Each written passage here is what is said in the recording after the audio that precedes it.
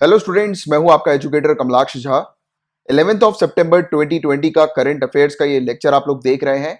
इस लेक्चर में हम लोग वेरियस सोर्सेज से न्यूज को कवर करते हैं, जैसे कि the Hindu, Indian Express, Times of India, Live Mint जैसे जो न्यूज़पेपर्स होते हैं उनकी न्यूज को कवर किया जाता है। पीआईबी की रिपोर्ट्स को डिस्कस करते हैं। राज्यसभा टेलीविजन में जो भी इंपॉर्टेंट न्यूज डिस्कशन डिबेट्स आती हैं उनको कवर करते हैं, प्लस वेरियस मैगजीन जैसे कि ईपीडब्ल्यू, डाउन टू अर्थ के भी आर्टिकल्स को कवर करते हैं।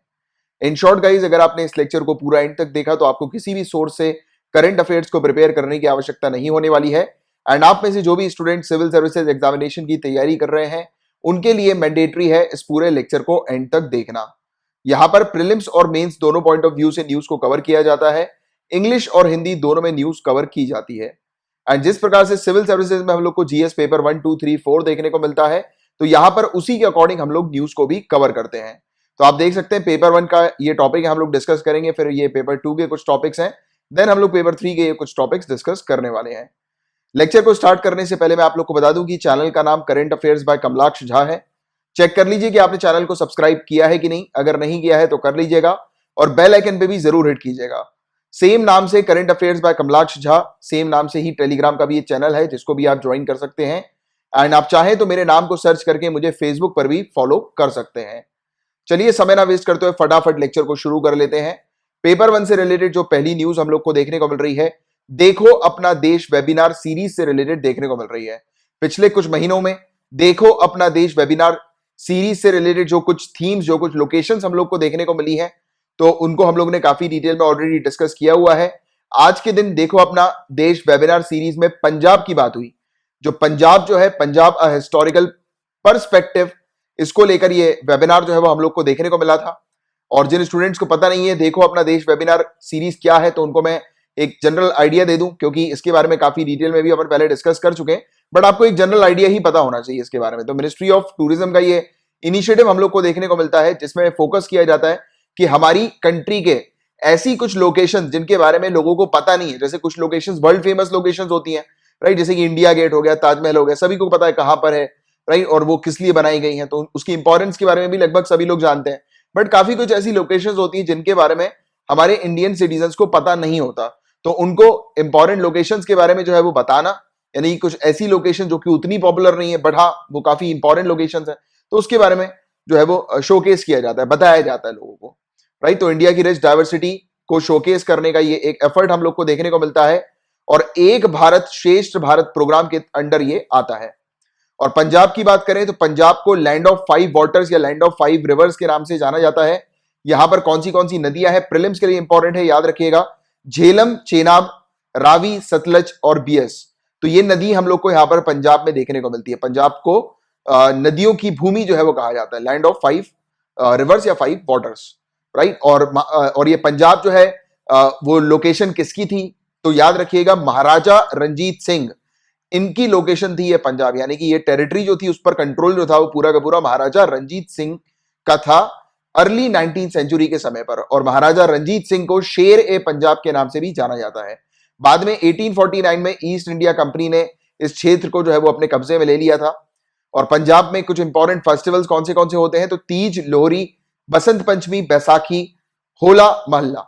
तो इसके बारे में एक जनरल आपको आइडिया होना चाहिए, स्पेशली ये वाली चीज, क्योंकि बाकी तो आप मार्क कर ही लेंगे, तो ये वाली चीज आप थोड़ी सी याद रखना। कभी कभी ऐसी जो यूनिक टाइप की ऐसी चीज होती है ना, जो ज्यादा जिस चीज से, जिस टर्म से या जिस फेस्टिवल से ज्यादा लोग फैमिलियर नहीं होते हैं, तो कई बार ऐसे जो है वो फेस्टिवल वगैरह या टर्म्स वगैरह आपसे पूछ लिए जाते हैं, ठीक है। तो इसके बारे में आपको थोड़ा सा आइडिया होना चाहिए कि पंजाब में ये फेस्टिवल मनाया जाता है।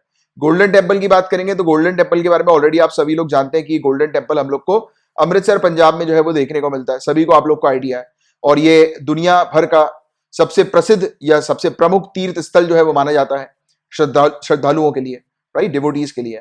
और इसका कंस्ट्रक्शन किसके द्वारा किया गया था, तो यहां पर पूल ऑफ नेक्टर जो है, अमृत का तालाब, ये जो आप देख रहे हैं, तो इसका कंस्ट्रक्शन जो है वो किसके द्वारा किया गया था, तो आपको याद रखना है ये गुरु अमरदास जी ने, जो कि तीसरे गुरु थे, 1570 में इन्होंने जो है वो इसकी शुरुआत करी थी।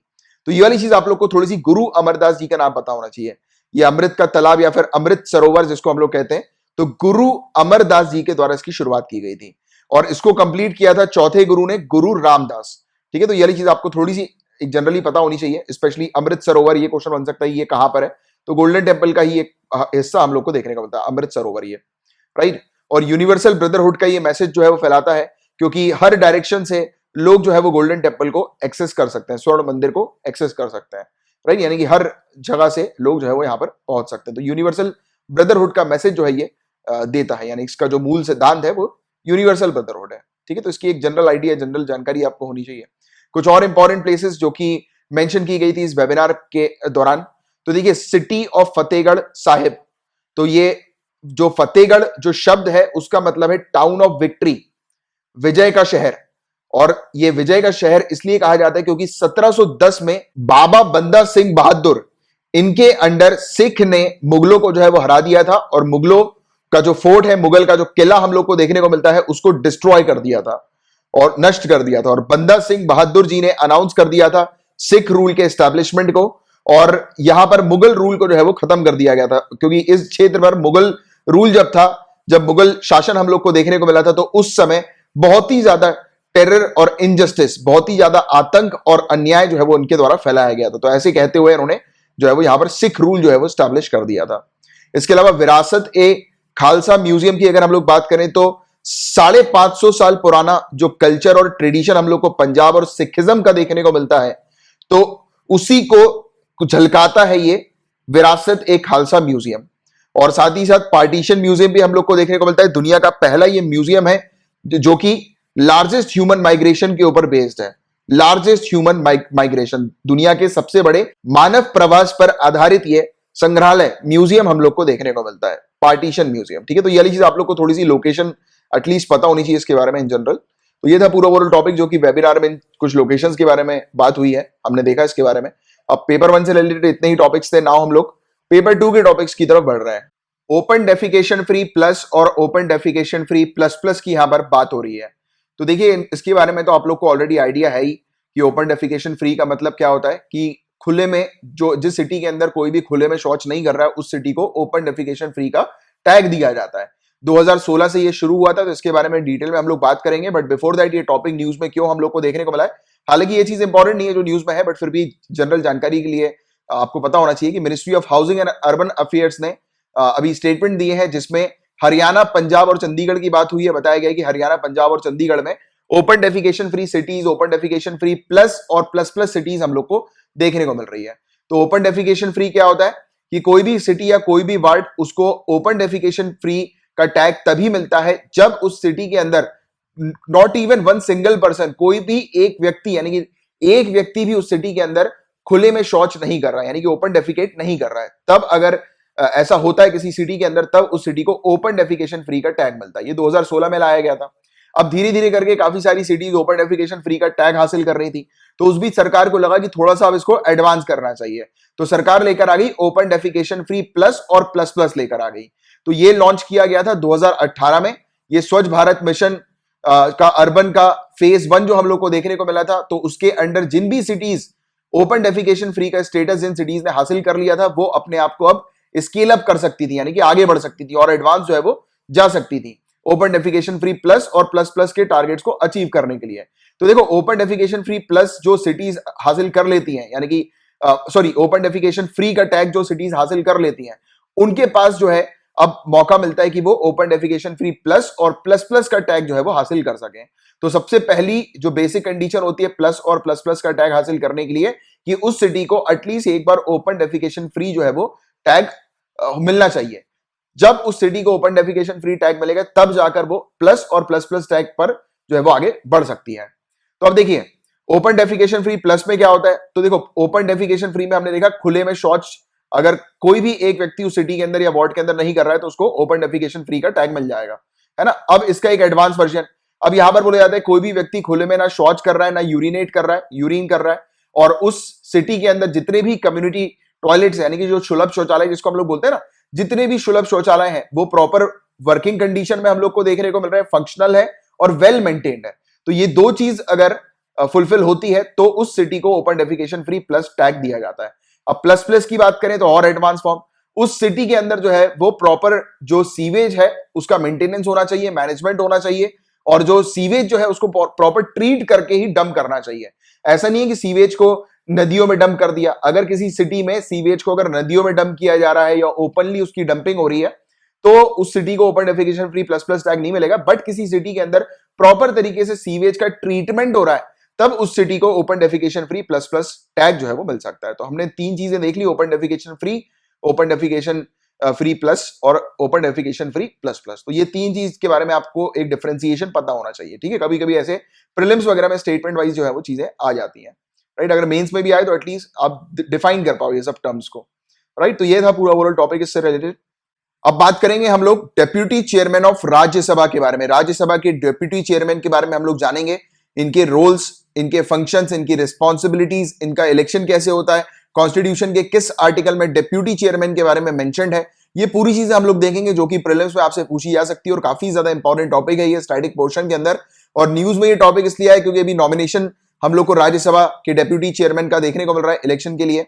बट हालांकि political news is not important for us, mainly जो चीज है वो यही है कि इसका इलेक्शन कैसे होता है, इस पोस्ट का, ये पोस्ट जो है उसके बारे में कहां पर कॉन्स्टिट्यूशन के किस आर्टिकल में मेंशन है। तो एक एक करके पूरी चीज डिटेल में जानेंगे, राइट। बट बिफोर दैट मैं चाहूंगा कुछ क्वेश्चंस आप लोगों से पूछना राज्यसभा से रिलेटेड।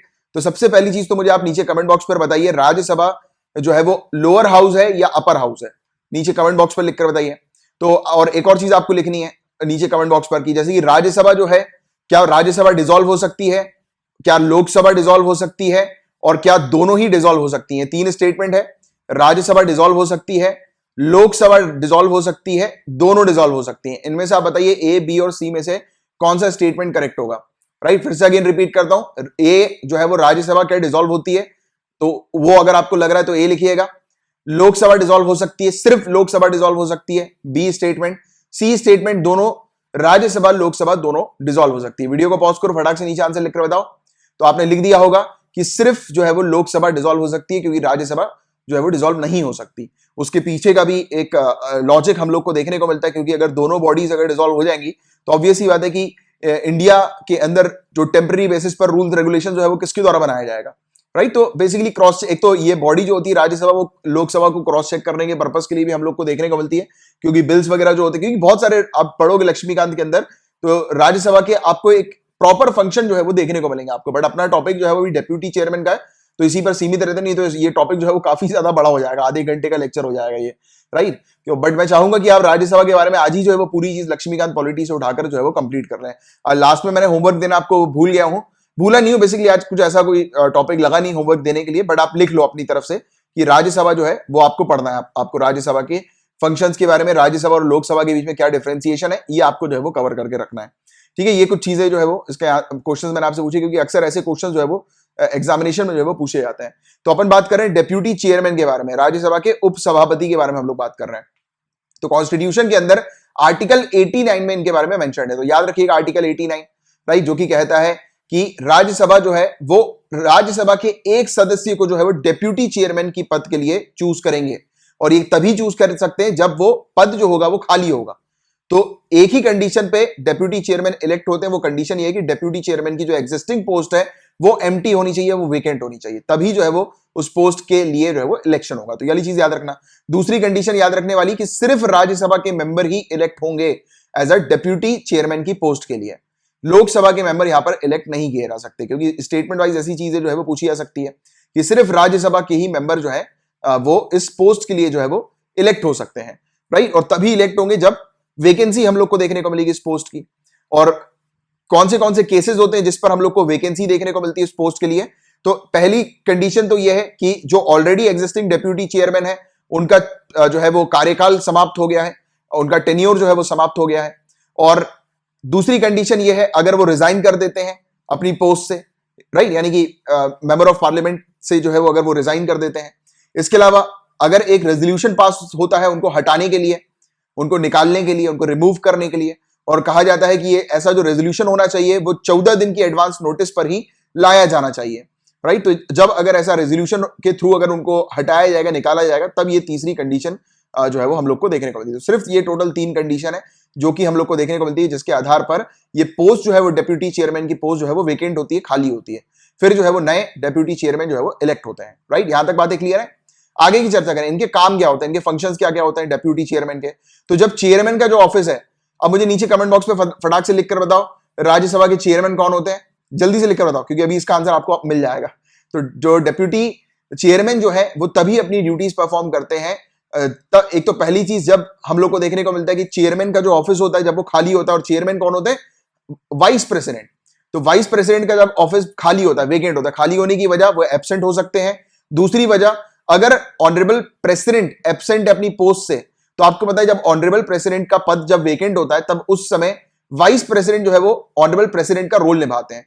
तो जब वाइस प्रेसिडेंट ऑनरेबल प्रेसिडेंट का रोल निभाएंगे और तब इस समय हाउस के अंदर, राज्यसभा के अंदर कोई नहीं होगा, तो उस समय क्या होगा? डेप्यूटी चेयरमैन जो है वो चेयरमैन का रोल निभाएंगे, राइट? तो ये चीज आप लोग को पता होनी चाहिए। और उसमें जितनी भी पावर जो चेयरमैन को मिलती है वो पूरी की पूरी पावर जो है वो डेप्यूटी चेयरमैन एंजॉय करेंगे, ठीक है? तो ये चीज आपको याद रखनी है। इनका काम क्या रहता है कि हाउस जो है, राज्यसभा जो है वो स्मूथली फंक्शन करना चाहिए, ये इंश्योर करते हैं। इनके पावर्स की बात करें तो देखिए यहां पर ये बहुत इंपॉर्टेंट है कि ये चेयरमैन के सबऑर्डिनेट नहीं होते। यानी कि आप ये नहीं बोलोगे कि डेप्यूटी चेयरमैन जो है वो किसके अंडर आते हैं? चेयरमैन के अंडर आते हैं, ऐसा नहीं बोल सकते आप, क्योंकि वो एक इंडिपेंडेंट, उनकी रिस्पॉन्सिबिलिटी राज्यसभा के लिए हम लोग को देखने को मिलती है, वो डायरेक्टली राज्यसभा के लिए रिस्पॉन्सिबल होते हैं। ये जो डेप्यूटी चेयरमैन की जो पोस्ट है वो सबऑर्डिनेट पोस्ट नहीं है चेयरमैन की, ठीक है? ये वाली चीज आपको याद रखनी है। इसके अलावा इनकी सैलरी और अलाउंसेस जो होती है वो फिक्स की जाती है पार्लियामेंट के द्वारा, और ये कंसोलिडेटेड फंड ऑफ इंडिया के ऊपर चार्ज की जाती है, ठीक है? तो ये वाली चीज आप लोग को पता होनी चाहिए इसके बारे में। इनके इलेक्शन प्रोसीजर की अगर हम लोग बात करें, इनका इलेक्शन का प्रोसीजर क्या होता है, तो सिंपल तरीके से मैं आपको समझाता हूं। एक चीज तो अभी तक आपने समझ ली है कि राज्यसभा के अंदर जो है वो सदस्य होना चाहिए इस पोस्ट के लिए, यानी कि डेप्यूटी चेयरमैन की पोस्ट के लिए एक व्यक्ति को राज्यसभा का जो है वो सदस्य होना चाहिए, मेंबर होना चाहिए, ठीक है? अब इसमें क्या होता है, जैसे एक व्यक्ति, सबसे पहले तो एक व्यक्ति का काम क्या होगा? जो राज्यसभा के एक जो मेंबर होंगे, सबसे पहला काम उनका होगा कि वो एक मोशन जो है वो सबमिट करेंगे, यानी कि एक मोशन सबमिट किया जाएगा इनके द्वारा, एक मेंबर के द्वारा, ठीक है? ये मेंबर मान लेता हूं मैं एक्स है, ठीक है? एक्स है, ये वाई है और ये जी है, जेड, ठीक है? ये तीन मेंबर्स मान लेते हैं हम लोग, ठीक है? अब इन्होंने जो है वो एक मोशन पास किया।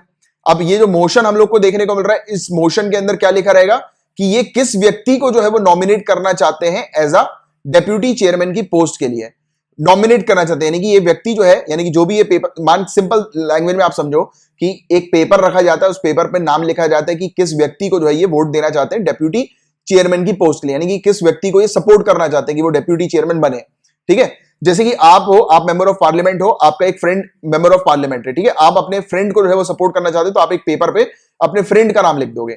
बट इस मोशन को एक और दूसरे मेंबर के द्वारा सपोर्ट किया जाना चाहिए, तभी ये मोशन जो है वो एप्लीकेबल होगा। तो आप तीन दोस्त हो, ठीक है? तो आप एक दोस्त है, आपने उसने पेपर फाइल किया, यानी कि मोशन जो है वो फाइल किया। इस मोशन पे इसका नाम लिखा हुआ है, वाई का नाम लिखा हुआ है, जो कि इस पद के लिए नियुक्त किया जाना है। और उसी समय एक और आपका दोस्त होना चाहिए, जी, जेड, ये दूसरा मेंबर है, तो वो भी जो है वो इसको सपोर्ट करना चाहिए, तो सेकेंडेड बाय अनदर एमपी, ठीक है? तो ये एक कंडीशन हम लोग को देखने को मिलती है। तीसरी कंडीशन, भाई अब इस व्यक्ति को पोस्ट के लिए तैनात होना, यानी कि वो खड़ा होना चाहता है कि नहीं चाहता, उसकी भी तो मंजूरी चाहिए ना। तो जो ये मोशन पास होगा, इस मोशन पे इसके सिग्नेचर होने चाहिए, इसके डिक्लेरेशन होने चाहिए कि हाँ ये होना चाहता है। पता लगे सब कुछ पास हो गया और बढ़िया हो गया, इलेक्शन हो गया, बट उसके बाद जो है इस व्यक्ति को खबर ही नहीं है कि यार इसको इस पोस्ट में जाना है, तो इसको खबर भी तो होनी चाहिए, प्रैक्टिकल चीज, राइट? तो ये व्यक्ति जो है, यानी कि वाई जो है, यानी कि एक जो कि जिसका नाम यहां पर नॉमिनेट किया गया है, तो इसके भी जो है वो पूरे डिक्लेरेशन होने चाहिए कि भाई वो विलिंग है, यानी कि वो चाहता है इस पोस्ट में जाने के लिए, यानी कि इस पद पर नियुक्त होना वो चाहता है या चाहती है, राइट? तो इस प्रकार की चीज हम लोग को यहां पर सिर्फ इलेक्शन में इसकी देखने को मिलती है। और इलेक्शन जो होता है वो मेजोरिटी के बेसिस पर हम लोग को देखने को मिलता है, और इस प्रकार से नॉमिनेट किया जाता है। और एक और चीज, अगर एक बार किसी व्यक्ति ने किसी को नॉमिनेट कर दिया तो वो किसी और को नहीं कर सकते, और सपोर्ट भी इवन, क्योंकि ये वाला जो सपोर्ट होता है वो भी नॉमिनेशन ही काउंट किया जाता है। तो जैसे कि यहां पर तीन लोग हम लोग को देखने को मिल रहे हैं, जिनमें से ये दो जो लोग हैं, इन्होंने अगर किसी एक को सपोर्ट कर दिया, यानी कि इस व्यक्ति को सपोर्ट कर दिया, तो ये और दूसरे मेंबर को जो है वो सपोर्ट नहीं कर सकते। तो एक ही व्यक्ति के पास सिर्फ एक ही नॉमिनेशन का या एक ही व्यक्ति को सपोर्ट करने का जो है वो मौका होता है यहां पर। क्लियर है यहां तक बातें? और इसके अलावा जैसे कि पॉलिटिकल पार्टीज होती हैं, अब जो अलग अलग जो पॉलिटिकल पार्टीज हैं, अगर ये इकट्ठा मिलकर किसी एक व्यक्ति को अगर नॉमिनेट कर दें, जो कि अभी की कंडीशन में हम लोग को जो न्यूज में देखने को मिल रही है, तो अभी की कंडीशन में यही सामने आ रहा है कि एक व्यक्ति को जो है वो नॉमिनेट किया जा रहा है एज अ डेप्यूटी चेयरमैन की पद के लिए, डेप्यूटी चेयरमैन की पोस्ट के लिए। तो अगर ऐसा पॉलिटिकल पार्टी खुद ब खुद जो है वो सहमति करके एक कैंडिडेट को जो है वो अपॉइंट कर दें, तो उस कंडीशन पर भी डेप्यूटी चेयरमैन जो है वो अपॉइंट किए जा सकते हैं। तो ये वाली चीज है, ठीक है? तो ये चीज आप लोग को पता होनी चाहिए, इसके बारे में एक जनरल आइडिया होना चाहिए। इसके अलावा वाइस चेयरमैन के एक पैनल पर भी बात कर लेते हैं। तो देखिएगा इस समय समय पर क्या होता है कि जो चेयरमैन जो होते हैं वो नॉमिनेट करते हैं मेंबर में से एक पैनल को, और पैनल जो होनी चाहिए वो 6 मेंबर से ज्यादा की नहीं होनी चाहिए। मान के चलो आप कि चेयरमैन 6 लोगों को जो है वो राज्यसभा के अंदर से नॉमिनेट कर लेते हैं, 6 पीपल को, 6 मेंबर्स को। और ये 6 मेंबर का रोल क्या होता है कि अगर किसी कारणवश चेयरमैन ऑफिस में नहीं है और उसी समय किसी कारणवश डेप्यूटी चेयरमैन भी ऑफिस में नहीं है, तो चेयरमैन या फिर डेप्यूटी चेयरमैन अगर ये इस 6 मेंबर में से किसी व्यक्ति को पावर देते हैं कि आप जो है वो हाउस को प्रेसाइड करो जब तक ये पोस्ट वेकेंट है, तो उस समय इन 6 लोगों में से जिस भी व्यक्ति को जो है वो प्रेसाइड करने के लिए कहा जाता है वो व्यक्ति फिर हाउस को प्रेसाइड करते हैं, राइट। तो ये वाली चीज आप लोग को इसके बारे में इन जनरल एक आइडिया जो है वो आपको होना चाहिए, राइट। और जब तक नया पैनल नहीं बनकर आ जाता है, जब तक नया पैनल नॉमिनेट नहीं होता है, तब तक पुराना पैनल ही ऑपरेट कर रहा होता है यहां पर इस पूरे मैंने कि पैनल ऑफ वाइस चेयरमैन में, ठीक है। तो इसके बारे में एक जनरल आपको आइडिया होना चाहिए।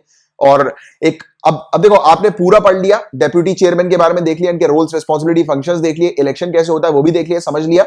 इससे बाहर का और कुछ नहीं आएगा। अब मैं आपकी थोड़ी सी इंटेलिजेंस चेक करना चाहता हूं, और ये एक अच्छा क्वेश्चन मैं चाहूंगा कि सभी लोग आप नीचे कमेंट बॉक्स पर इसका आंसर लिखकर बताइए। तो गाइस, डेप्यूटी चेयरमैन का टेन्योर कितने सालों का होता है? टेन्योर बताइएगा मुझे लिखकर। मैंने कहा डेप्यूटी चेयरमैन का टेन्योर कितना होता है, मतलब कितने सालों का होता है? तो इसका आंसर नीचे कमेंट बॉक्स में मैं चाहूंगा कि आप सभी लोग जो है वो अटेम्प्ट करें, राइट। तो ये था पूरा ओवरऑल टॉपिक डेप्यूटी चेयरमैन से रिलेटेड। अब यहां पर बात हो रही है ऑफिस ऑफ प्रॉफिट के बारे में। Again general studies point of view से काफी इंपॉर्टेंट टॉपिक है। न्यूज में ये टॉपिक क्यों देखने को मिला है, हालांकि this is not important, but फिर भी एक आइडिया ले लो आप। तो हुआ क्या है, अभी रिसेंटली हमारे ऑनरेबल प्रेसिडेंट ने एक याचिका को खारिज किया है, और ये याचिका जो थी गई, इसमें डिमांड की जा रही थी हमारे ऑनरेबल प्रेसिडेंट से कि एक अपर हाउस के यानी कि राज्यसभा के एक मेंबर है उनको डिस्क्वालीफाई किया जाए। किस ग्राउंड पर? ऑफिस ऑफ प्रॉफिट के ग्राउंड पर। ये इसलिए कहा गया क्योंकि वो जो मेंबर है उनको जो राज्यसभा की जो मेंबर है उनको आंध्र प्रदेश स्टेट गवर्नमेंट के अंदर एक स्पेशल रिप्रेजेंटेटिव की पोस्ट में तैनात किया हुआ है, अपॉइंट किया हुआ है।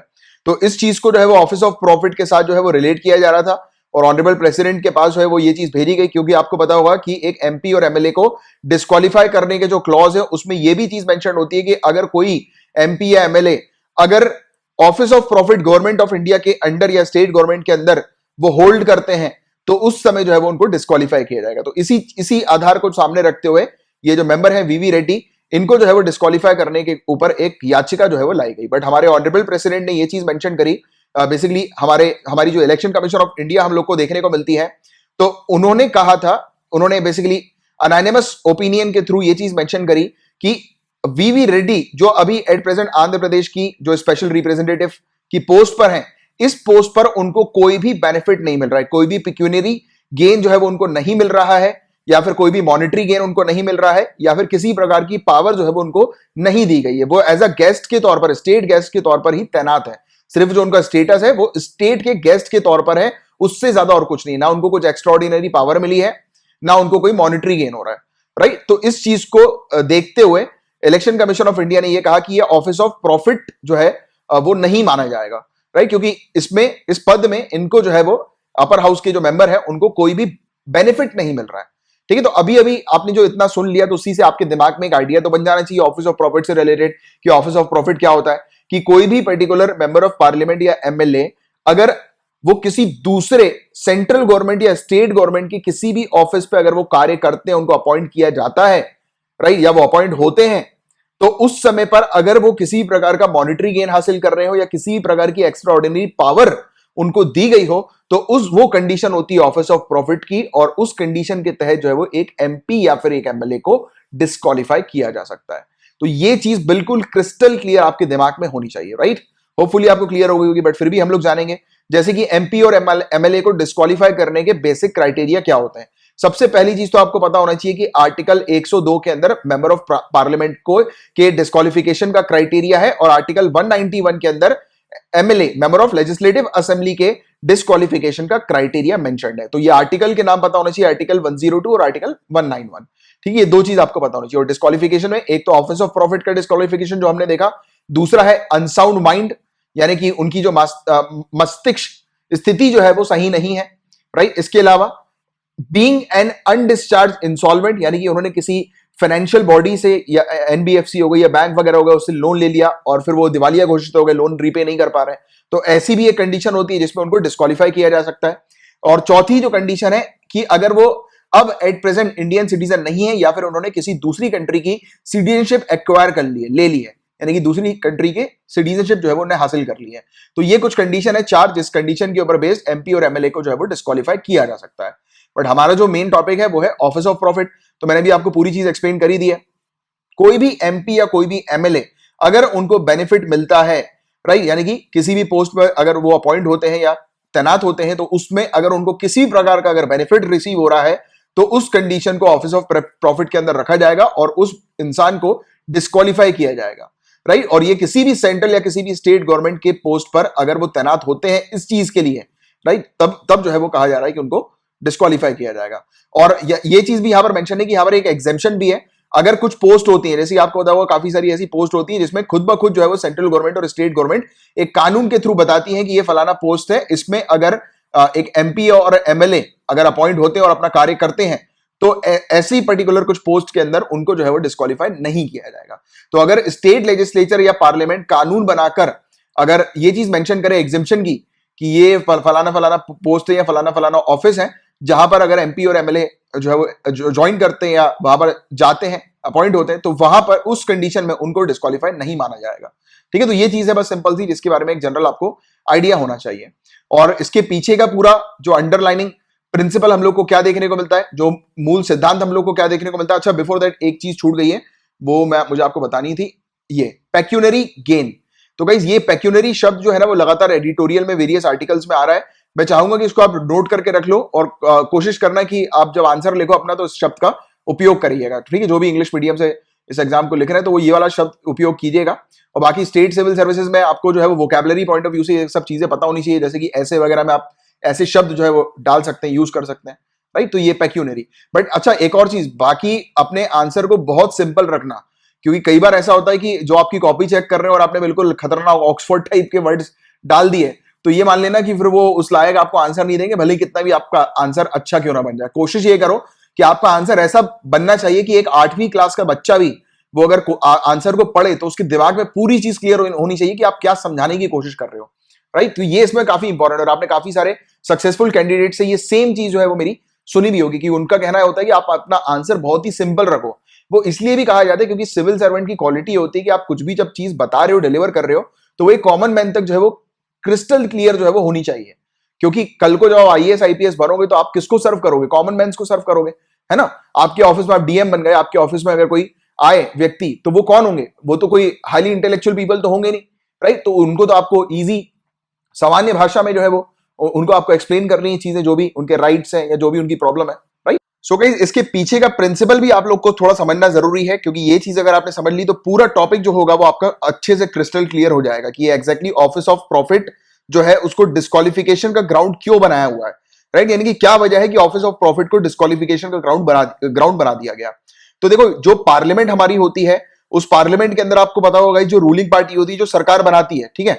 तो एक रूलिंग पार्टी है जो कि सरकार बना रही है, राइट। बट पार्लियामेंट के अंदर जो मेंबर ऑफ पार्लियामेंट जो होते हैं वो हम लोग को देखने को मिलते हैं कि उसमें अपोजिशन पार्टी भी होती है, राइट। आप लोग जानते हैं कि जो सरकार बनाई नहीं होती बट वो फिर भी एमपी हम लोग को देखने को मिलते हैं, मेंबर ऑफ पार्लियामेंट होते हैं, राइट। बट ये जो सरकार जिसने बनाई होती है वो पावरफुल बॉडी होती है, एग्जीक्यूटिव बॉडी हम लोग को देखने को मिलती है, राइट, जिसकी सरकार होती है।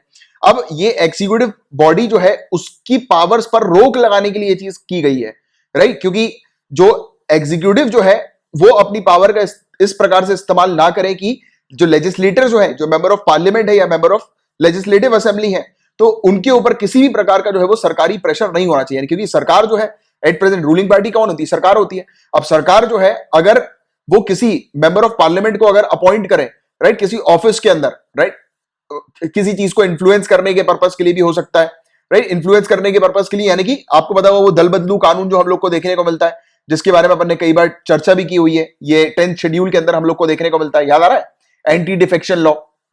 तो उसमें भी ऐसे ही होता है कि कई बार जो है इस प्रकार से जो अपोजिशन के जो मेंबर्स होते हैं उनको इन्फ्लुएंस किया जाता है, राइट। उनको जो है वो कोशिश की जाती है कि वो वहां पर जो है मतलब यानी कि जो अपोजिशन जो है उसको छोड़कर इनकी पार्टी में जो है वो शामिल हो जाए, तो उनको लोभ वगैरह दिया जाता है, राइट, ऐसी ऑफिस का। तो ऐसी चीज नहीं होनी चाहिए। और अगर कोई इंसान इस प्रकार के लोभ में अगर फंसता है तो उसको डिस्क्वालीफाई करने की ये प्रक्रिया हम लोग को इस प्रकार की देखने को मिलती है। अब आप समझ रहे हो क्लियर कि क्यों उसको हटाया जाता है, जिससे कि मेंबर ऑफ पार्लियामेंट जो है और या फिर मेंबर ऑफ लेजिस्लेटिव असेंबली वो अपनी ड्यूटी जो है वो निष्पक्ष तरीके से निभाएं, अनबायस तरीके से निभाएं, राइट। इसमें किसी प्रकार का बायसनेस नहीं होना चाहिए, क्योंकि अब देखो गवर्नमेंट जिस बॉडी ने सरकार बनाई हुई है, उस बॉडी के पास तो अल्टीमेट पावर्स हम लोग को देखने को मिलती है, राइट। तो उसने अगर एक ऑफिस जो है वो क्रिएट किया और उस ऑफिस में अगर किसी मतलब एमपी को जो है वो यहां पर ऑफिस में तैनात कर दिया, अपॉइंट कर दिया, तो कहीं ना कहीं से सरकार जो है वो उनके ऊपर एक इन्फ्लुएंस क्रिएट कर रही है, राइट। और उनको जो है वो इन्फ्लुएंस कर रही है, उनके ऊपर प्रेशर भी कई बार इस प्रकार से क्रिएट किया जाता है, राइट। तो ऐसी चीज ना हो, इस प्रकार की चीज जो है वो ना हो, इसलिए ये ऑफिस ऑफ प्रॉफिट का क्लॉज जो है वो हमारे मेकर्स ऑफ इंडियन कॉन्स्टिट्यूशन जो है, आपको बताओ जो कॉन्स्टिट्यूएंट असेंबली थी जिसने ये इंडियन कॉन्स्टिट्यूशन तैयार किया, तो उन्होंने ये चीज सोची इस प्रकार की, और इसीलिए फिर ये ऑफिस ऑफ प्रॉफिट का क्लॉज जो है वो सामने लाया गया और इसको एज अ डिस्क्वालिफिकेशन के क्राइटेरिया में इंक्लूड किया गया, राइट। अंडरस्टैंडिंग द पॉइंट और नॉट। तो ये चीज है गाइस, तो ये पूरी चीज है कि किसी प्रकार का कॉन्फ्लिक्ट जो है वो नहीं होना चाहिए इलेक्टेड मेंबर्स के साथ, और जो हम लोग को जो लेजिस्लेटर्स देखने को मिलते हैं, एमपी या एमएलए हम लोग को देखने को मिलते हैं, तो उनके साथ जो है वो किसी प्रकार का कॉन्फ्लिक्ट वगैरह नहीं होना चाहिए, राइट। तो ये चीज हम लोग को देखने को मिलती है, और ये जो बेसिक फीचर होता है जहां पर लेजिस्लेचर को और एग्जीक्यूटिव को सेपरेट किया जाता है, सेपरेशन ऑफ पावर का जो प्रिंसिपल हम लोग को देखने को मिलता है, जिसमें एग्जीक्यूटिव और लेजिस्लेटिव की पावर जो है वो सेपरेट की जाती है, तो वो यही वाली चीज है, राइट। कि जिससे कि एग्जीक्यूटिव जो है वो लेजिस्लेचर के ऊपर किसी भी प्रकार का अननेसेसरली प्रेशर जो है वो क्रिएट ना कर सके, या किसी प्रकार का इन्फ्लुएंस जो है वो पद को दिखाकर ना कर सके, राइट। और अगर कोई इन्फ्लुएंस हो जाता है तो ऑब्वियस ही बात है कि वो डिस्क्वालीफाई जो है होगा, क्योंकि वो फिर मेंबर ऑफ पार्लियामेंट बनने के लायक ही नहीं है फिर एक तरह से, क्योंकि वो अगर इन्फ्लुएंस हो रहा है किसी पोस्ट को, किसी पद को देखकर। क्योंकि अब देखो इन्फ्लुएंस जो होता है वो बहुत तरीके का होता है, ना ही सिर्फ पावर्स का हम लोग को देखने को मिलता है, और मॉनिटरी जो है वो नेम भी होता है, पावर भी होती है, बहुत सारी चीजें इसमें हम लोग को देखने को मिलती है। तो बस ये कुछ बेसिक चीजें हैं, बेसिक फैक्ट्स हैं, इनके बारे में आपको पता होना चाहिए। और इसके पीछे की जो पूरी हम लोग को कंट्रोवर्सी ये देखने को मिलती है कि ये कहीं पर भी हमारे इंडियन कॉन्स्टिट्यूशन में डिफाइंड नहीं है कि ये ऑफिस ऑफ प्रॉफिट जो है वो एग्जैक्टली है क्या, तो इसके बारे में प्रॉपर डेफिनेशन नहीं है, और ना ही रिप्रेजेंटेशन ऑफ पीपल एक्ट 1951 में हम लोग को देखने को मिलती है। बट कोर्ट ने कुछ सालों में अपने डिसीजंस भी लिए हैं, और उनके जो डिसीजन सामने आते हैं वो फैक्चुअल सिचुएशन के ऊपर बेस्ड आते हैं। जैसे अभी जो सिचुएशन जो थी जिसमें इन्होंने बोला कि वो ऑफिस ऑफ प्रॉफिट इसलिए नहीं माना जाएगा क्योंकि उनको कोई गेन नहीं हो रहा है, राइट। हमने अभी वीवी रेड्डी के बारे में बात करी, तो उनको एग्जैक्टली कोई गेन नहीं हो रहा है, तो ये क्या है, ये फैक्चुअल सिचुएशन हम लोग को देखने को मिलती है। और आर्टिकल 102 और आर्टिकल 191 में जो है वो इस चीज के बारे में मेंशन है, जिसके बारे में आप लोग को जो है वो आइडिया होना चाहिए इस ऑफिस ऑफ प्रॉफिट के कंसेप्ट के बारे में, राइट। और जुडिशरी जो है उसने भी ऑफिस ऑफ प्रॉफिट को कुछ डिफाइन किया हुआ है कुछ हद तक। जो ऑनरेबल सुप्रीम कोर्ट का एक केस हम लोग को देखने को मिला था, प्रद्युत बरदोलोई वर्सेस स्वप्न रॉय, 2001 का ये केस हम लोग को देखने को मिला था, जिसमें 4 ब्रॉड प्रिंसिपल जो है वो सामने रखे गए थे ऑफिस ऑफ प्रॉफिट को बेसिकली वो करने के लिए, उसको डिटरमाइन करने के लिए, राइट। कि मतलब कौन सी कंडीशन होगी ऑफिस ऑफ प्रॉफिट की। तो पहली जो कंडीशन है इसमें ये कहा है कि government exercises control over appointment, removal and performance. कोई एक ऐसा ऑफिस जहां पर सरकार जो है उसके ऊपर पूरा कंट्रोल है, उस ऑफिस में कौन अपॉइंट किया जाएगा, सरकार यानी कि रूलिंग पार्टी, ठीक है। रूलिंग पार्टी जो है उसने अगर कोई भी ऑफिस सेटअप किया है, उस ऑफिस में उसके पास पावर है कि उस ऑफिस में कौन अपॉइंट होगा, उसके पास पावर है। उस ऑफिस में रिमूव कौन होगा उसकी भी उसके पास पावर है। यानी कि कुल मिला के एक ऑफिस को पूरी तरह से अगर सरकार अगर कोई कंट्रोल कर रही है और उस ऑफिस के अंदर अगर कोई अपॉइंट होते हैं तो वो ऑफिस ऑफ प्रॉफिट की कैटेगरी में आ जाएगा, राइट। तो ये वाली चीज है।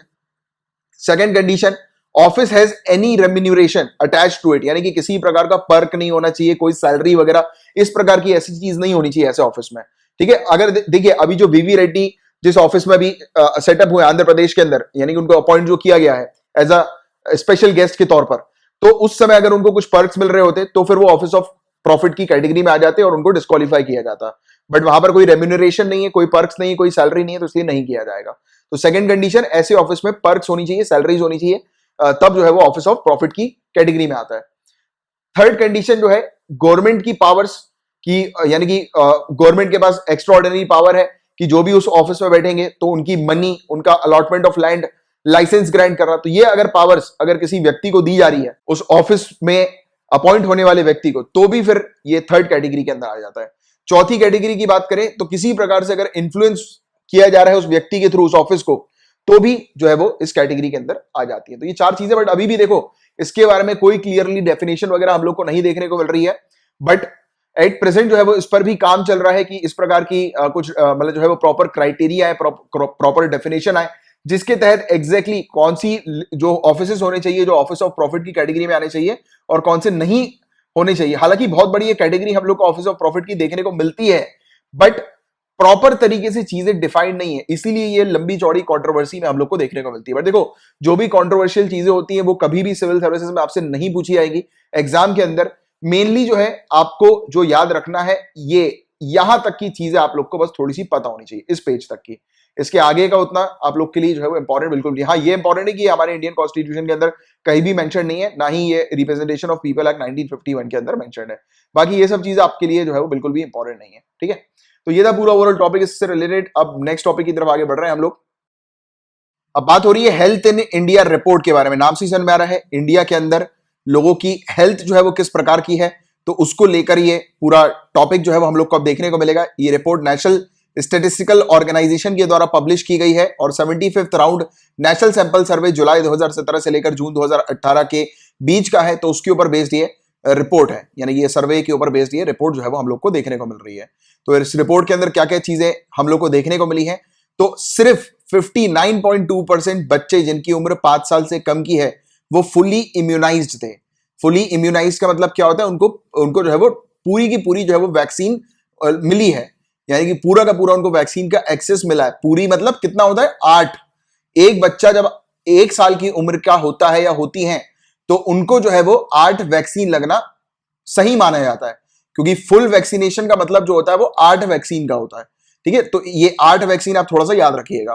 तो सिर्फ 59.2% बच्चे हैं जिनकी उम्र 5 साल से कम की है, वो फुली इम्यूनाइज्ड है। इम्यूनाइज का मतलब समझ रहे हो ना, टीका लगता है जो बचपन में, तो वो इम्यूनाइज्ड होता है, जिससे कि बच्चा जो है वो दूसरी उसको बीमारी वगैरह ना हो, राइट। और ये कह सकते हैं कि रफली की 5 में से 2 बच्चे उन्होंने अभी तक जो है वो इम्यूनाइजेशन प्रोग्राम अपना कंप्लीट नहीं किया। हर 5 में से 2 बच्चे हैं जो कि इम्यूनाइजेशन प्रोग्राम जिनका कंप्लीट नहीं हुआ है, तो ये चीज यहां पर बताई गई है। इसके अलावा 97% जो बच्चे हैं हमारी कंट्री में, उनको एटलीस्ट एक वैक्सीन तो लगी गई है, जिसमें ज्यादातर BCG वैक्सीन हम लोग को देखने को मिलती है और पहला डोज OPV वैक्सीन का हम लोग को देखने को मिलता है। OPV यानी कि पोलियो वाली वैक्सीन और BCG यानी कि ट्यूबरकुलोसिस वाली जो वैक्सीन होती है, BCG, राइट। इसके अलावा सिर्फ 67% जो बच्चे हैं वो प्रोटेक्टेड है मीजल से, यानी कि मीजल जो एक डिजीज हम लोग को देखने को मिलती है, जिसके बारे में अपन ने पहले भी पढ़ा हुआ है, डिस्कस किया हुआ है, तो उससे मात्र 67% बच्चे प्रोटेक्टेड हैं और मात्र 58% बच्चों को पोलियो बूस्टर डोज जो है वो मिला है और 54% बच्चों को DPT बूस्टर डोज मिला है। तो मेरा आपसे क्वेश्चन है, नीचे कमेंट बॉक्स पे लिखकर बताइए, ये DPT जो है वो 3 वैक्सीन का कॉम्बिनेशन हम लोग को देखने को मिलता है, इन तीनों में से D, P और T ये क्या है? नीचे कमेंट बॉक्स पर इसका आंसर लिखकर बताइए। और स्टेट्स की बात करें तो मणिपुर के अंदर 75%, आंध्र प्रदेश में 73.6%, मिजोरम 73.4%। तो ये कुछ स्टेट्स हैं जहां पर फुल इम्यूनाइजेशन रिकॉर्ड जो है वो पाया गया, यानी कि हाईएस्ट रेट है इम्यूनाइजेशन के, यानी कि वहां पर बच्चों को जो है वो पूरे फुल इम्यूनाइजेशन हम लोग को देखने को मिला, यानी कि पूरे की पूरी 8 वैक्सीन जो है वो बच्चों को लगाई गई है। और नागालैंड सिर्फ इकलौती ऐसी स्टेट हम लोग को देखने को मिल रही है जहां पर मात्र 12% बच्चों को ही पूरा वैक्सीनेशन मिला, यानी कि काफी पुअर कैटेगरी में जो है वो नागालैंड है। उसके बाद फिर पुडुचेरी, फिर त्रिपुरा हम लोग को देखने को मिल रही है। तो ये कुछ आंकड़े हैं जिसके बारे में एक जनरल आइडिया आप लोग को होना चाहिए। इम्यूनाइजेशन का मतलब तो आपको पता है, आई डोंट थिंक मुझे इम्यूनाइजेशन जो है वो आप लोग को एक्सप्लेन करने की आवश्यकता है, क्योंकि इम्यूनाइजेशन में क्या होता है, वैक्सीन वगैरह लगती है और ऑलरेडी कोरोना वायरस में इतनी बार मैं आपको वैक्सीन के बारे में पढ़ा ही चुका हूं, तो इम्यूनाइजेशन के बारे में आपको अच्छे से जो है वो चीजें क्रिस्टल क्लियर होगी। तो इम्यूनाइजेशन के अंदर कि मतलब उन वैक्सीन क्या होती है, वैक्सीन में एग्जैक्टली वायरस होता है। आपको पता होगा वैक्सीन जो होती है, वैक्सीन जो बॉडी में डाली जाती है, वो होता क्या है, वो एग्जैक्टली वायरस होता है और वायरस बॉडी में कम मात्रा में डाला जाता है, जिससे कि बॉडी जो है हमारी ह्यूमन बॉडी वो उस वायरस को लड़ने के लिए जो है वो प्रिपेयर हो जाए। यानी कि कल को वैसे ही जब एक्चुअल में भारी मात्रा में जब वायरस जो रियलिटी नहीं बोलेंगे, मतलब अलग से, मतलब भारी मात्रा में, एक अच्छी खासी मात्रा में अगर वायरस आता है बॉडी के अंदर, तो उस समय हमारी बॉडी को पता लग जाए, हमारा जो एंटीबॉडी सिस्टम है हमारी बॉडी के अंदर, आपको पता होगा, पढ़ा भी चुका मैं कई बार, कि हमारी बॉडी के अंदर एक एंटीबॉडी सिस्टम होता है जो कि इस प्रकार के ये डिफेंसिव मैकेनिज्म का काम करता है। बाहर के जितने भी वायरस वगैरह जो हम लोग को देखने को मिलते हैं जो बॉडी के अंदर एंटर होते हैं, तो उन वायरसेस से लड़ने का काम जो होता है वो एंटीबॉडीज का होता है। तो हमारी बॉडी के अंदर जो डिफेंसिव मैकेनिज्म है, तो कोई भी एक्सटर्नल चीज हमारी बॉडी में जैसी एंटर होती है तो वैसे ही हमारी एंटीबॉडी सिस्टम जो है वो एक्टिव हो जाती है और फिर वो उन वायरस से लड़ती है। बट कभी कभी काफी सारे वायरस काफी घातक होते हैं, राइट, जिससे कि हमारी एंटीबॉडी जो है वो लड़ना लड़ नहीं पाती, असंभव होती है लड़ने के लिए, तो वैक्सीन लगाई जाती है बॉडी के अंदर, कि वैक्सीन कम मात्रा में वही वायरस जो है वो बॉडी के अंदर डाला जाता है, जिससे कि हमारी बॉडी जो है वो प्रिपेयर हो जाए उस वायरस से लड़ने के लिए। तो एक बार बॉडी को पता लग गया कि इस वायरस को जो है वो कैसे खत्म करना है, तो जब एक्चुअल में जो वायरस हमारी बॉडी में एंटर होता है, तब हमारी बॉडी जो होती है उसके एंटीबॉडी सिस्टम जो होते हैं वो एक्टिवेट हो जाते हैं और वो उस वायरस को जो है वो निपटा देती है, मार देती है। तो हमारी बॉडी को बेसिकली ट्रेन किया जाता है ये वैक्सीन डाल के, जिससे कि हमारी बॉडी जो है वो वायरस से लड़ने के लिए सक्षम बन सके। ठीक है, ये सिंपल भाषा में था, मैंने हालांकि एक्सप्लेन कर ही दिया। मैं भी सोच रहा था कि शायद ना करो, अपन आगे बढ़ जाए, बट अब लगता है ना कि यार मेरे साथ डेली बेसिस पर कुछ कुछ स्टूडेंट जो है वो एक दो स्टूडेंट, दो चार स्टूडेंट जुड़ ही रहे लगातार, राइट, और कई कबार ज्यादा भी जुड़ जाते हैं एकदम से, तो फिर लगता है कि यार किसी स्टूडेंट का छूटना नहीं चाहिए कोई भी कंसेप्ट किसी भी तरीके से, और बाकी रेगुलर स्टूडेंट का एक रिवीजन ही हो जाता है। और गाइस देखो, कभी कभी जो रिपीटेड टॉपिक्स आते हैं ना, जिसके कंसेप्ट आपको अच्छे से क्लियर है, आप वीडियो को आगे बढ़ा लिया करो, ठीक है। फुल इम्यूनाइजेशन या फिर 2x की स्पीड कर लिया करो आप। फुल इम्यूनाइजेशन की अगर हम लोग बात करें तो ये क्या होता है, 8 वैक्सीन का होता है। तो पहला साल जो होता है बच्चे के जीवन का, तो उसमें उसको 8 वैक्सीन जो है वो लगाई जाती है, इसको फुल इम्यूनाइजेशन कहा जाता है। ये 8 जो आंकड़ा है ना, ये थोड़ा सा याद रखना, प्रीलिम्स में आ सकता है, ठीक है। फुल इम्यूनाइजेशन क्या होता है, तो 8 वैक्सीन बच्चों को पहले साल में, फर्स्ट ईयर भी आपको याद रखना है। और इम्यूनाइजेशन की क्यों आवश्यकता है, तो देखिए गाइस, इंडिया के अंदर 5 लाख मृत्यु होती है जिसको वैक्सीन के थ्रू प्रिवेंट किया जा सकता है। तो देखो 5 लाख लोग इंडिया में मर रहे हैं, और अगर प्रॉपर लोगों को वैक्सीन मिल जाती तो वो मरते नहीं। और जो ये पूरी जो छोटे बच्चों की जो मृत्यु होती है जिनकी उम्र 5 साल से कम की है, उसमें ये जो मृत्यु के जो रेट है वो काफी ज्यादा है, यानी कि आधे से भी ज्यादा है। 50% से ज्यादा बच्चे जो इन्फेंट चाइल्ड मोर्टेलिटी जो हम लोग को देखने को मिलती है साल भर में, तो हर साल जो 5 साल से कम की उम्र के जो बच्चे मर रहे हैं, उनको अगर वैक्सीन मिल जाए तो वो बच्चे मरेंगे नहीं, राइट। तो ये वाली चीज है इसमें, यहाँ पर ये चीज जो है वो देखो कितनी इंपॉर्टेंट है। ये आप जो है वो कहीं पे नोट डाउन करके रखो। इसमें इवन ये तीनों चीजें ही आपको नोट डाउन करके रखनी है, ये काफी इंपॉर्टेंट चीज है, राइट, जिसको आप जो है वो मेंस में उपयोग करेंगे, क्योंकि हेल्थ से रिलेटेड टॉपिक्स मेंस में हर साल पूछे जाते हैं, या कोई ना कोई क्वेश्चन ऐसा होता है जो हेल्थ से इंटरलिंक्ड होता है, तो उसमें आप ये सब आंकड़े जो है वो मेंशन करेंगे। और इस बार तो वैक्सीन के बारे में पूछा जाना ही है, तो आपके पास जो है वो यहाँ पर स्टार बना लो इसकी पीडीएफ के आसपास, यहाँ पर कहीं पर स्टार वगैरह बना लो, या कुछ यहाँ पर मार्क कर लो आप, या लिख लो कहीं पे, ये काफी इंपॉर्टेंट है। और डिजीज जैसे कि मीजल्स हो गई, रुबेला हो गई, डायरिया, निमोनिया, तो ऐसी डिजीज के कारण हर साल जो है वो मौत होती है, और ये कुछ ऐसी डिजीज है जिनको वैक्सीन वगैरह के थ्रू जो है वो खत्म किया जा सकता है। और वर्ल्ड हेल्थ ऑर्गेनाइजेशन की लेटेस्ट रिपोर्ट के अकॉर्डिंग ये बताया जा रहा है कि पूरे दुनिया भर में टोटल 1.5 मिलियन मृत्यु, 15 लाख मृत्यु होती है पूरे दुनिया भर में, जिनको अवॉइड किया जा सकता है, यानी कि वैक्सीन वगैरह के थ्रू। अगर वैक्सीन का पूरे दुनिया भर में वैक्सीन का कवरेज कर दें और इंप्रूवमेंट कर दें इस चीज को, तो 15 लाख लोगों की जान बचाई जा सकती है, यानी कि बच्चों की स्पेशली इसमें जान बचाई जा सकती है। तो ये आंकड़ा भी बहुत इंपॉर्टेंट है, WHO का एक आंकड़ा भी आप मेंशन करेंगे, और ये पहला आंकड़ा भी आप मेंशन करेंगे, ये वेरी इंपॉर्टेंट है ये, ठीक है। चलो आगे की बात करेंगे आप। इंटरनेशनल लिटरेसी डे की यहां पर बात हो रही है। 8 सितंबर को हर साल पूरे दुनिया भर में मनाया जाता है। ये world conference of ministers of education on the eradication of illiteracy, तो इसके रिकमेंडेशन के आधार पर 1965 में ये जो चीज जो है वो लाई गई, शुरू की गई। बट यूनेस्को के 14 सेशन जो पेरिस में हुआ था 1966 में, उस दौरान जो है ये 8 सितंबर डेट डिसाइड कर ली गई कि इंटरनेशनल लिटरेसी डे 8 सितंबर को हर साल मनाया जाएगा। और इस साल की जो थीम है वो literacy teaching and learning in covid crisis and beyond. जो हिंदी मीडियम से स्टूडेंट्स लिख रहे हैं इस एग्जाम को, मैं चाहूंगा कि आप ये इंग्लिश वाली थीम ही थोड़ा सा याद रखें, क्योंकि कभी कभी जो होता है वो हिंदी वाली जो थीम आपके सामने होगी तो क्या पता आपको कुछ कंफ्यूजन हो जाए। ये काफी सारे हिंदी मीडियम स्टूडेंट्स जो हैं उनके थ्रू जो है वो मैंने ये कंप्लेन सुनी है, तो इसीलिए मैं ये वाली चीज आपको रिकमेंड कर रहा हूं कि जब भी आप हिंदी मीडियम से एग्जाम अगर लिख रहे हैं, किसी प्रकार का अगर इंटरनेशनल अगर कोई थीम वगैरह आती है, तो आपको जो है वो इंग्लिश में ही उसको देखना जरूरी है। आप पढ़ वाली लो हिंदी में, बट इंग्लिश में जरूर देख लेना, ठीक है। एक नजर आपको इसकी होनी चाहिए इस पर भी। इसके अलावा नेशनल स्टैटिस्टिकल ऑफिस ने रिलीज किया है एक डेटा 2017 और 18 का। ये स्टेट वाइज लिटरेसी रेट हमारी कंट्री के अंदर हम लोग को देखने को मिलेगा। सभी के सभी जिनकी उम्र 7 साल या उससे ऊपर की है, उनका ये डेटा हम लोग को देखने को मिल रहा है, स्टेट वाइज है, राइट। और आप देख सकते हैं कि केरला ने सबसे अच्छा परफॉर्म किया है, और आप देख सकते हैं कि आंध्र प्रदेश ने सबसे बुरा परफॉर्म किया है। यहां पर मैं चाहूंगा कि आप स्टार मार्क कर लें, क्योंकि अक्सर हम लोग देखते हैं कि बिहार, उत्तर प्रदेश जो है वो लिटरेसी के मामले में पीछे है, बट हम लोग को लिटरेसी के मामले में देखिए आंध्र प्रदेश पीछे नजर आ रहा है। तो ऑप्शंस में अगर आते हैं बिहार यूपी आते हैं, तो बिहार यूपी पे ही अपने आप को सीमित मत कर लेना, क्योंकि बिहार यूपी अब ऊपर चली गई है, आंध्र प्रदेश हम लोग को यहां पर देखने को मिल रही है लिटरेसी के मामले में पीछे, राइट। तो ये वाली चीज आप लोग को थोड़ी सी इसके बारे में पता होनी चाहिए। और स्टेट वाइज डेटा देख लें तो इंडिया का जो एवरेज लिटरेसी स्कोर है वो 77.7% है। आंध्र प्रदेश का लिटरेसी रेट जो है वो 66.4% है, जो कि वर्स्ट है। ये बिहार का 70.9% है, उससे भी कम बताया जा रहा है। केरला की बेस्ट लिटरेसी रेट है 96.2%, दिल्ली सेकंड पर है 88.7%। और काफी ज्यादा इंप्रेसिव चीज ये सामने आई कि जो गैप है मेल और फीमेल लिटरेसी का, ये काफी कम हम लोग को देखने को मिल रहा है। और सबसे कम जो है वो केरला में है, जो कि मात्र 2.2% पॉइंट से हम लोग को गैप देखने को मिल रहा है। और इंडिया की बात करें ऑल इंडिया लेवल की, तो 14.4% का गैप है मेल और फीमेल की लिटरेसी लेवल पर।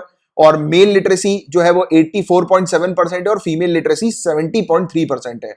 अर्बन और रूरल एरिया की बात करें लिटरेसी के मामले में, यानी कि शहरी और ग्रामीण क्षेत्रों की अगर बात करें लिटरेसी के मामले में, तो उसमें हम लोग को देखने को मिल रहा है कि जो ये जो है 14.4%, इतना ही गैप जो है वो सेम रूरल और अर्बन एरिया के बीच में हम लोग को नजर आ रहा है।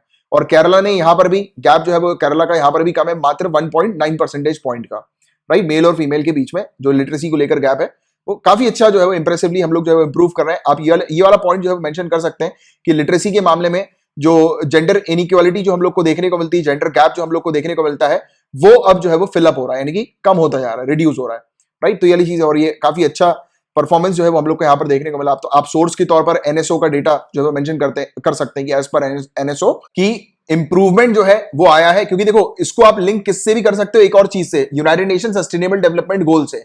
आपको पता है वो यूनाइटेड नेशन के 17 सस्टेनेबल डेवलपमेंट गोल है। मैं अगेन आपको रिपीट करते हैं, तो कई बार करता ही हूं कि आप जब अपने मेंस का आंसर लिखें तो आप चाहें तो हर एक आंसर में जो है, यानी कि अगर आपको लग रहा है कि आप जो है वो United nation sustainable development goal को मेंशन कर सकते हो, आप जरूर कीजिएगा।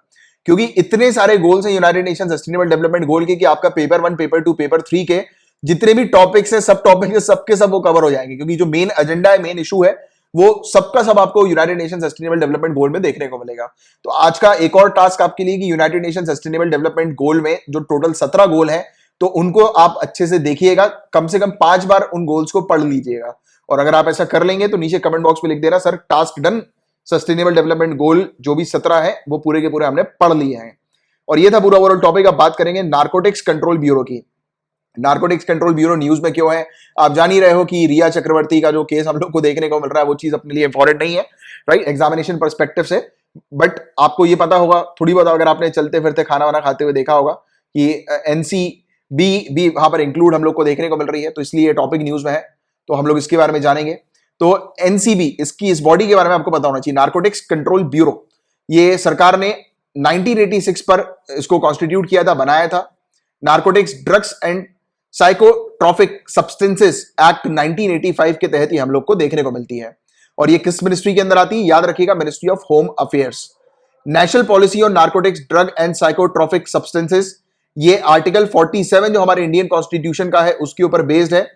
क्योंकि आर्टिकल 47 जो हमारे इंडियन कॉन्स्टिट्यूशन का है, ये डायरेक्शन देता है स्टेट को, सरकार को, कि सरकार कुछ ऐसी चीजें सामने लेकर आए जिसके तहत जितने भी इस प्रकार के ड्रग्स होते हैं, इंटॉक्सिकेटिंग ड्रग्स, तो इनको जो है वो प्रोहिबिट किया जाए, बैन किया जाए। और एग्जेम्पशन दिया गया है मेडिसिनल पर्पस के लिए, इनका कंजम्पशन जो है वो मतलब अलाउड है मेडिसिनल पर्पस के लिए। और बट ये जो है वो एज अ नशे के तौर पर जो है वो अलाउड नहीं है, ठीक है। तो ये चीज आर्टिकल 47 में होती है। अब एक और क्वेश्चन आप लोगों के लिए, मुझे कमेंट बॉक्स पर लिखकर बताइए कि आर्टिकल 47 जो है वो किसके अंदर आता है। A, fundamental rights, B, directive principle of state policy, C, fundamental duties, D, none of the above. नीचे कमेंट बॉक्स पर इसका आंसर लिखकर बताइए। और ड्रग अब्यूज कंट्रोल जो है वो किसकी रिस्पॉन्सिबिलिटी है, सेंट्रल गवर्नमेंट की। नशाखोरी पर नियंत्रण कौन रखेगी, केंद्र सरकार। ये बहुत इंपॉर्टेंट है, याद रखना, ठीक है। ये कुछ चीजें हैं जिससे रिलेटेड डायरेक्ट क्वेश्चन बन सकते हैं। अब बात हो रही है ऑनररी कंसूल के बारे में। ऑनररी कंसूल, तो ये क्या है गाइस, तो देखो महालिंगम जो है उनको अपॉइंट कर लिया गया है कंसूल के तौर पर। ये लक्समबर्ग की ग्रैंड ड्यूची जो है वो चेन्नई के अंदर हम लोग को देखने को मिलती है, तो वहां पर ये ऑनररी कंसूल की पद पर है। और इनका जो कंसुलर ड्यूरिडिक्शन होगा वो तमिलनाडु और केरला पर भी होगा। सवाल ये उठता है कि ये ऑनररी कंसूल है क्या, तो ये कुछ भी नहीं है, एक ऐसी पोस्ट हम लोग को देखने को मिलती है जो कंसुलेट्स होते हैं ना दूसरी कंट्री के, जैसे कि जब आप इंडियन फॉरेन सर्विसेज में जाओगे तो आप दूसरी कंट्री में जाकर जो है वो सर्व करोगे, ऐसे ही हमारी कंट्री के अंदर भी काफी सारे जो कंसुलेट्स हम लोग को देखने को मिलते हैं दूसरी कंट्री के। तो यहाँ पर ये लक्समबर्ग का कंसुलेट है और उस कंसुलेट ने यहां पर एक ऑनररी कंसूल जो है वो अपॉइंट किया है महालिंगम जी को। देखो गाइस, इस पोस्ट के अंदर ये ऐसे ही व्यक्ति को अपॉइंट किया जाता है जो काफी पॉपुलर होता है, जो नेम फेम जिनका काफी पॉपुलर हम लोग को देखने को मिलता है, नजर आता है। कई बार एक्ट्रेस वगैरह भी जो है उनको भी पास्ट में अपॉइंट किया गया है कंसुलेट के तौर पर, सॉरी ऑनररी कंसूल के तौर पर। और अभी जो महालिंगम जो हम लोग को देखने को मिल रहे हैं, ये बेसिकली टीसीएस में 40 साल तक थे। टीसीएस, टाटा कंसल्टेंसी सर्विसेज के अंदर 40 साल तक थे ये, 40 साल तक इन्होंने ऑपरेशन दिया था अपना, यानी कि ऑपरेट किया था। ईडी के तौर पर थे और सीएफओ के तौर पर ही हम लोग को देखने को मिलते हैं। तो ये सिर्फ हाई पोस्ट के ही व्यक्तियों को यहां पर रखा जाता है, और कंसूल की पोस्ट में रहने वाला जो व्यक्ति होता है प्राइवेट इंडिविजुअल हो सकता है, और पार्ट टाइम बेसिस पर बिना किसी सैलरी के वो अपॉइंट किए जाते हैं, यानी कि बिना किसी सैलरी के इनको अपॉइंट किया जाता है। एक्चुअली में एक व्यक्ति की जो कार होती है ना, उसके सामने अगर दूसरी कंट्री का अगर झंडा लहरा रहा होता है तो उस व्यक्ति के स्टेटस में 4 चांद जो है वो लग जाते हैं, यानी कि वो किसी और कंट्री के लिए जो है वो कुछ काम कर रहा है, यानी कि हमारी कंट्री में कुछ दूसरी कंट्री के जो कंसुलेट्स एस्टैब्लिश्ड हैं तो उनके लिए जो है ये कुछ अपनी सर्विसेज प्रोवाइड कर रहा है। तो वही चीज है, ये बेसिकली स्टेटस का पूरा गेम होता है और कुछ नहीं। इसमें ज्यादा आप लोग को उसमें डिटेल में जाने की आवश्यकता नहीं, बट हाँ, आपको एक जानकारी होनी चाहिए इस पद के बारे में भी। बट ये भी आपको पता होना चाहिए कि ये पद जो है वो सिर्फ नॉमिनल के तौर पर हम लोग को देखने को मिलता है। इनकी इस पद की जो रिस्पॉन्सिबिलिटी होती है वो ये होती है कि जैसे कि इंडिया के बीच में और जो लक्समबर्ग के बीच में ये इकोनॉमिक और कल्चरल रिलेशंस जो है वो प्रमोट करेंगे, और उससे ज्यादा बड़ी जो रिस्पॉन्सिबिलिटी होती है, ये तो है ही मतलब एक रिस्पॉन्सिबिलिटी, और एक और रिस्पॉन्सिबिलिटी ये है कि लक्समबर्ग के जितने भी मेंबर्स हैं, यानी कि जितने भी लोग हैं, जितने भी सिटीजन हैं यहाँ पर इंडिया के अंदर, तो उनको जो है सर्व करने का काम इनका होता है। और सर्व करने के काम पर ये सब नहीं होता कि उनका जो है वो पासपोर्ट चेक करना या देखना या उनकी समस्या जो है वो दूर करना, क्योंकि जुरिस्डिक्शन राइट इनके ऊपर नहीं है। हालांकि लिखा तो हुआ है कंसुलर जुरिस्डिक्शन जो है वो तमिलनाडु और केरला का भी इनको जो है वो दिया गया है, बट यहाँ पर जुरिस्डिक्शन के तौर पर ये चीज नहीं है कि वो अटॉर्नी जो है जुडिशियल प्रोसीडिंग में अटॉर्नी या फिर लीगल एडवाइजर की तरह ये सर्व नहीं कर सकते। ये सिर्फ जितने भी मैटर्स वगैरह हम लोग को देखने को मिलते हैं, इन जनरल मैटर्स, यानी कि कोई भी शिकायत हुई उनकी, तो ये कनेक्ट करने का काम करते हैं बस, राइट। जितने भी लक्समबर्ग के सिटीजन हैं कि उनको किसी प्रकार की प्रॉब्लम ना आए, कोई भी उनको सर्विस चाहिए तो ये उनके लिए सर्विस जो है वो प्रोवाइड करा देते हैं। बट एक्चुअली ये यहाँ पर जितने भी हाई स्टेटस वाले जो लोग होते हैं उनको इस पद के लिए जो है वो अपॉइंट किया जाता है, राइट, फॉरेन कंट्रीज के द्वारा। और ना ही ये पासपोर्ट के लिए एप्लीकेशन एक्सेप्ट कर सकते हैं, ना ही कोई भी ऐसा मैटर हैंडल कर सकते हैं जो कि वीजा से रिलेटेड हो या रेसिडेंस परमिट से रिलेटेड हो। तो इनके पास एज सच कोई वैसी कोई पावर भी नहीं होती है। सिर्फ ये होता है कि लक्समबर्ग के कुछ मेंबर्स हैं तो उनकी जो है वो थोड़ी देखभाल, उनकी व्यवस्था आप कह सकते हो, ठीक है, व्यवस्था की जा रही है। इसको ऐसा समझो आप, जैसे कि घर में कोई गेस्ट आता है अपने, तो अब गेस्ट जो आते हैं तो वो कहाँ पे रह रहे हैं, ठीक रह रहे हैं कि नहीं रह रहे हैं, मतलब जैसे कि कई बार ऐसा भी होता है ना, शादी वगैरह जब होती है घर वगैरह में, तो बाहर से गेस्ट को बुलाया जाता है, उनको होटल वगैरह में रुकवाया जाता है। ऐसा समझो बस आप कि बाहर फॉरेन कंट्री के जो लक्समबर्ग के सिटीजन हैं उनकी पूरी व्यवस्था करने के लिए ये ऑनररी कंसूल हम लोग को देखने को मिलता है। सिर्फ इतनी सी चीज बस आपको याद रखनी है, इसमें ज्यादा डिटेल में जाने की आवश्यकता नहीं है। अभी इनको अपॉइंट किया गया तो दैट्स व्हाई ये टॉपिक जो है वो न्यूज में है, राइट। आगे की बात करेंगे, international day to protect education from attack. Attack से एजुकेशन को प्रोटेक्ट करना, इसका मतलब क्या हुआ? तो देखिए गाइस, पूरी दुनिया भर में अटैक्स होते हैं। यहाँ पर अटैक की बात जो की जा रही है वो बाकी में ये इन्हीं सब अटैक की बात की जा रही है, वॉर वगैरह की बात की जा रही है। कभी कभी रीजनल कॉन्फ्लिक्ट्स हम लोग को देखने को मिलते हैं, कभी कभी टेररिस्ट अटैक वगैरह हम लोग को देखने को मिलते हैं, स्कूल्स वगैरह को उड़ा दिया जाता है, बच्चे वगैरह मर जाते हैं, राइट। तो यहाँ पर इसी पर चर्चा हो रही है। तो ये इंटरनेशनल डे है जहां पर ऐसे अटैक से जो है वो एजुकेशन को प्रोटेक्ट करना है। एजुकेशन को प्रोटेक्ट करने से डायरेक्ट लिंक है बच्चों को प्रोटेक्ट करना, टीचर्स को प्रोटेक्ट करना। तो पहली ये इंटरनेशनल डे हम लोग को इस प्रकार की देखने को मिल रही है। 9 सितंबर 2020 को ये सेलिब्रेट की गई है। इसकी थीम जो है वो प्रोटेक्ट एजुकेशन सेव जनरेशन, शिक्षा की रक्षा, एक पीढ़ी को बचाओ। आगे की बात करें, इसमें और क्या चीज हम लोग को मेंशन देखने को मिल रही है, तो ये एस्टेब्लिश किया गया है अनैनिमसली डिसीजन के तौर पर यूनाइटेड नेशन जनरल असेंबली के। यूनेस्को और यूनिसेफ इस चीज पर अवेयरनेस जो है वो अपनी क्रिएट करती है, यानी कि लोगों को बताती है, अवेयर करती है कि बच्चों को जो है वो बचाना है, यानी कि जो भी बच्चे कॉन्फ्लिक्ट के दौरान जो है वो अफेक्ट होते हैं, उनकी मृत्यु हो जाती है, उनको बचाना है। Global coalition to protect education from attack, इसके अकॉर्डिंग पिछले 5 सालों में 11,000 ऐसे अटैक के मामले एजुकेशन के ऊपर नजर आए 36 कंट्री के अंदर। 22,000 बच्चों की, टीचर्स की, एकेडमिक्स की मृत्यु हो गई, इंजरी हुई, अरेस्ट कर लिए गए या फिर किसी तरीके से उनको हार्म किया गया अटैक्स वगैरह के दौरान 2015 से 2019 के पीरियड में। तो ये चीज हम लोग को यहां पर देखने को मिली। तो ये कुछ चीजें हैं जिसके बारे में एक जनरल आप लोगों को जानकारी होनी चाहिए। एंड पेपर 2 से रिलेटेड सिर्फ इतने ही टॉपिक्स थे। Now we will move on to paper 3। बात हो रही है इंफ्रास्ट्रक्चर इन्वेस्टमेंट ट्रस्ट मॉडल के बारे में। कैबिनेट ने अप्रूवल दे दिया है कि power grid corporation of India limited की जो सब्सिडरीज हम लोग को देखने को मिलती है, यानी कि सब्सिडरी यूनिट्स, तो वो इंफ्रास्ट्रक्चर इन्वेस्टमेंट ट्रस्ट के थ्रू जो है वो अपने एसेट्स को मोनिटाइज कर पाएंगी। पहले बात कर लेते हैं ये पावर ग्रिड कॉर्पोरेशन क्या है। तो पावर ग्रिड कॉर्पोरेशन की बात करें तो ये एक पब्लिक लिमिटेड कंपनी है जो कि किस मिनिस्ट्री के अंदर आती है? मिनिस्ट्री ऑफ पावर के अंदर आती है। 1992-1993 में ये शुरू की गई थी। आज की डेट में ये महारत्न कंपनी के तौर पर हम लोग को देखने को मिलती है। नीचे कमेंट बॉक्स पर आपको ये भी मेंशन करना है कि कितनी महारत्न कंपनीज है। आप अगर 4 के भी नाम लिखकर बता दो तो भी काफी है, राइट। 4 महारत्न कंपनी के किसी के भी नाम लिखकर बताइएगा। तो पूरा मामला क्या है, इसको इजी लैंग्वेज में जो है अपन समझते हैं, इजी तरीके से समझते हैं। तो देखो, पहली बार ऐसा हो रहा है कि कोई पावर सेक्टर की जो पीएसयू है, पब्लिक सेक्टर अंडरटेकिंग है, वो क्या करेगी? अपने एसेट्स को मोनिटाइज करेगी इंफ्रास्ट्रक्चर इन्वेस्टमेंट ट्रस्ट मॉडल के थ्रू। इसका मतलब क्या हुआ? तो पहले इंफ्रास्ट्रक्चर इन्वेस्टमेंट ट्रस्ट मॉडल समझ लो। तो देखो गाइस, ये एक कलेक्टिव इन्वेस्टमेंट स्कीम है, जैसा म्यूचुअल फंड होता है वैसे ही है। म्यूचुअल फंड में क्या होता है? आप किसी कंपनी के क्या करते हो? शेयर खरीदते हो। शेयर खरीदने का मतलब क्या होता है किसी कंपनी के?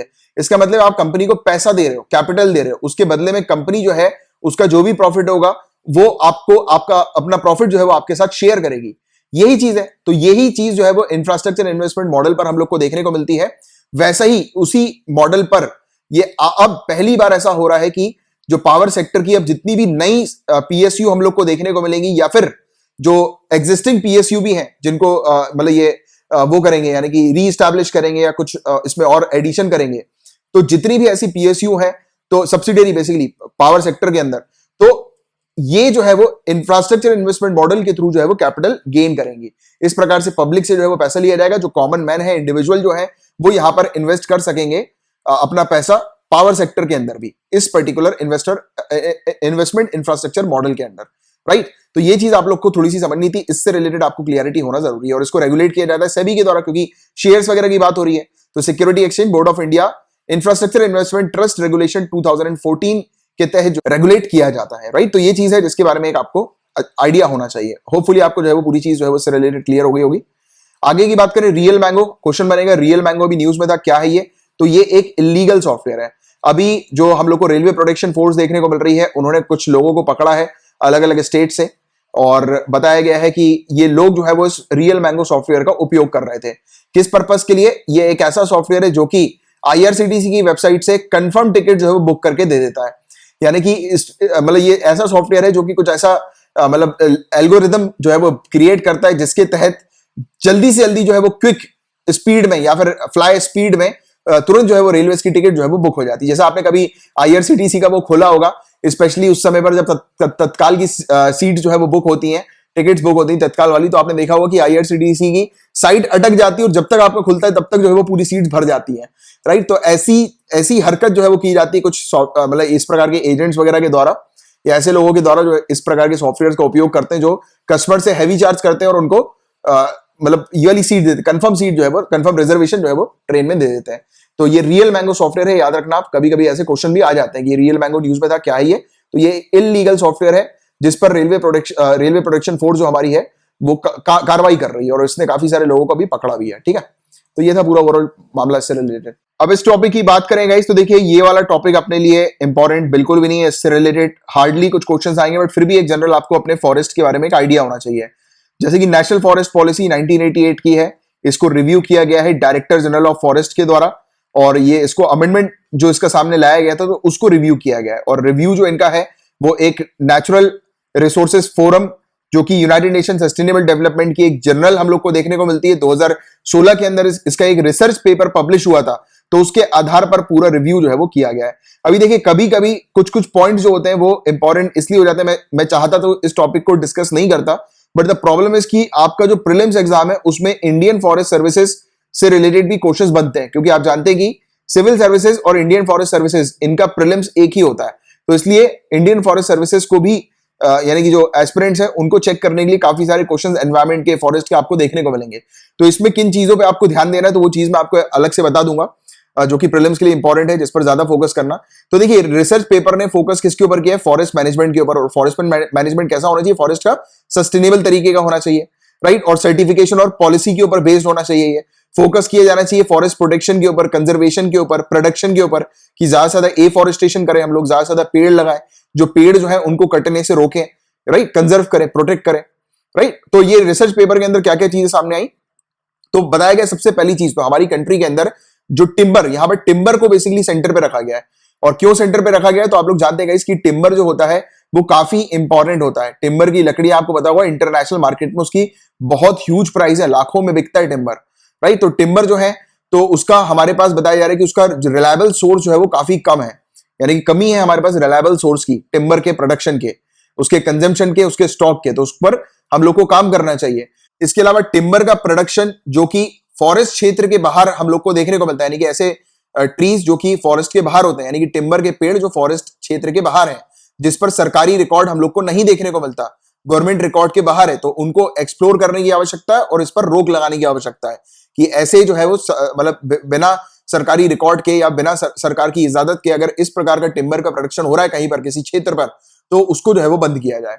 इसके अलावा जो हमारी कंट्री में टिम्बर का प्रोडक्शन है वो अभी डिक्लाइन हो गया है और हम लोग जो है हमारा जो इंपोर्ट है वो इंक्रीज हो गया है, और इसीलिए एक्सपोर्ट इंपोर्ट पॉलिसी को रिव्यू करने की आवश्यकता बताई गई है।